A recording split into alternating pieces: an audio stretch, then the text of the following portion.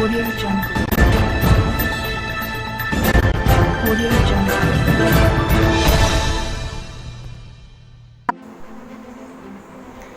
जम्मू कश्मीर आतंकियों के जरिए कोरोना भेज रहा है।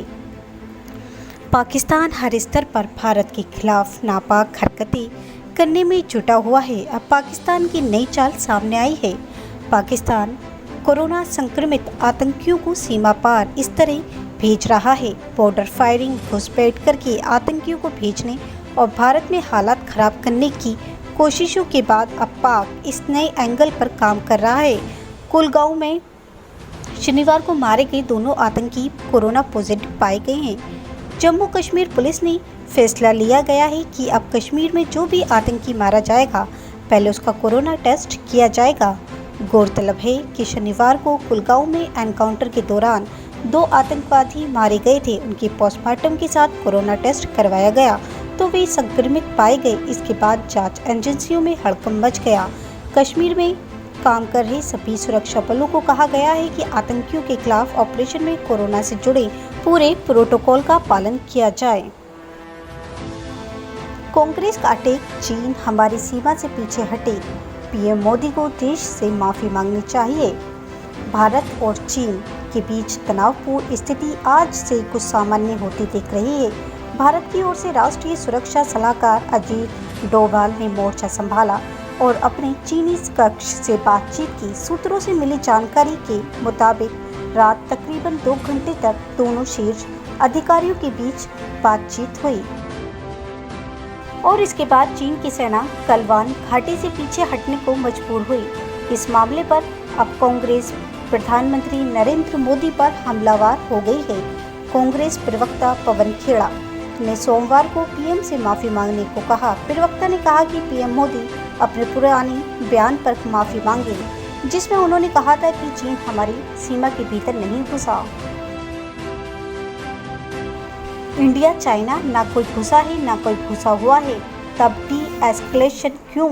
ओवैसी। AIMIM प्रमुख असदुद्दीन ओवैसी ने समाचार एजेंसी ANI के ट्वीट पर प्रतिक्रिया देते हुए लिखा, PMO इंडियो के मुताबिक ना कोई घुसा है ना कोई घुसा हुआ है, तब डी एस्केलेशन सेना का पीछे हटना क्यों?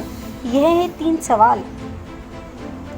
चीन भी सूरत में डी एस्केलेशन का मतलब क्या है? चीन को वो करने देना चाहिए जो वे चाहता है।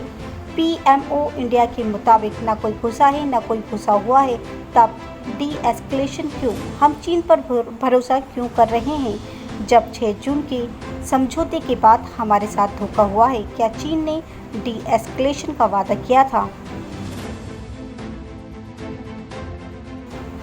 एम्स में कोरोना मरीज पत्रकार ने की खुदकुशी, उच्च स्तरीय जांच के आदेश, 48 घंटे में मांगी रिपोर्ट।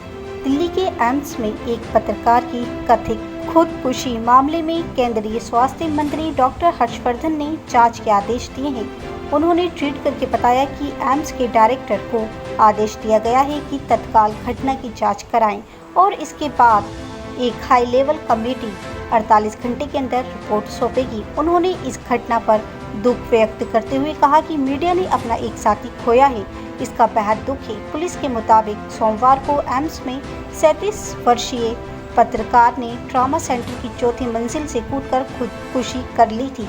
वे कोरोना संक्रमित भी पाए गए थे।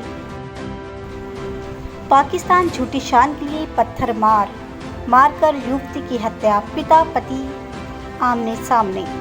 पाकिस्तान में एक 24 साल की लड़की का शव बरामद होने से हड़कंप मच गया है। दरअसल शव की हालत देखकर आशंका जताई जा रही है कि उसे पत्थरों से पीट कर मारा गया है। इसे सम्मान के नाम पर की गई हत्या का मामला माना जा रहा है। National highway and motorway police को विषत अवस्था में मिला शव। मृतक युवती के पिता और उसके पति एक दूसरे के ऊपर हत्या का आरोप लगा रहे हैं।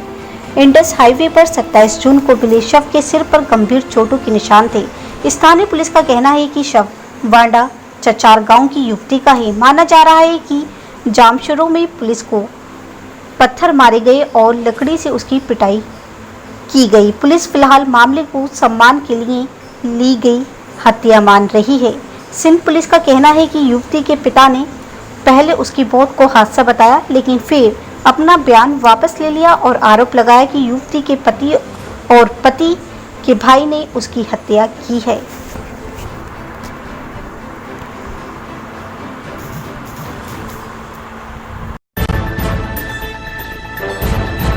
Audio Jungle.